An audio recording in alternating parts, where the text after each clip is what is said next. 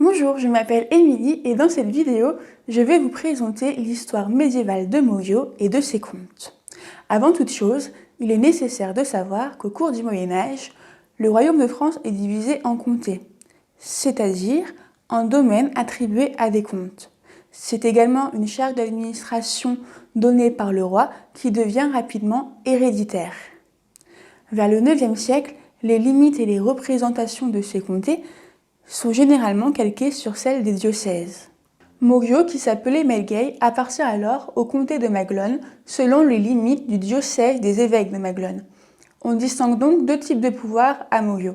Le pouvoir religieux, exercé par l'évêque, et le pouvoir laïque, exercé par le comte. On peut également trouver plusieurs noms pour désigner le comté de Maglone, comme le comté de Substantion. En effet, il existe 3 dénominations pour le désigner en fonction de l'endroit où s'est installé le comte. Au 7e siècle, on parle du comté de Maglone. Cela veut dire que le comte et l'évêque étaient installés dans la ville de Maglone jusqu'à sa destruction par Charles Martel en 738 lorsqu'il bat en retraite face aux Sarrasins. Cette dénomination change alors à cette période à la suite de l'installation du comte et de l'évêque à Substantion sur le territoire de Castelnau-le-Lez, d'où l'appellation comté de Substantion. À partir de 960, les comtes s'installent à Melgey, où ils construisent une motte castrale artificielle. Ce n'est qu'à partir de ce moment-là que les comtes de Maglone ou de Substantion deviennent les comtes de Melgey. L'évêque, quant à lui, reste à Substantion jusqu'au milieu du XIe siècle avant de retourner à Maglone. En 1085, le comte Pierre de Melgey inféode son comté au pape Grégoire IX pour se mettre à l'abri des visées des comtes de Toulouse. En échange de sa protection, il verse au pape un cens annuel, c'est-à-dire une sorte de loyer.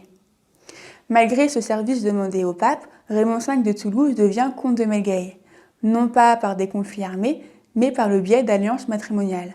Cependant, le pape Innocent III lui confisque en 1211 afin de le confier à Guillaume d'Ansignac, un évêque de Maglone. De ce fait, cette manœuvre du pape explique la double casquette des évêques de Maglone, qui sont également les comtes de Melgey pendant tout le reste de la période médiévale. Le comté de Melgey est donc un fief épiscopal, c'est-à-dire qu'il est géré par un comte-évêque. Cependant, il reste l'objet de nombreuses querelles et revendications, notamment par le roi de France. Progressivement, par le biais des empiètements des officiers royaux sur le pouvoir des comtes, Melgey est rattaché au domaine royal. Cette intégration du comté dans les terres directement gérées par le roi de France est actée à la fin du XIIIe siècle par Philippe IV le Bel. Cependant, le comté de Melgey reste un fief épiscopal.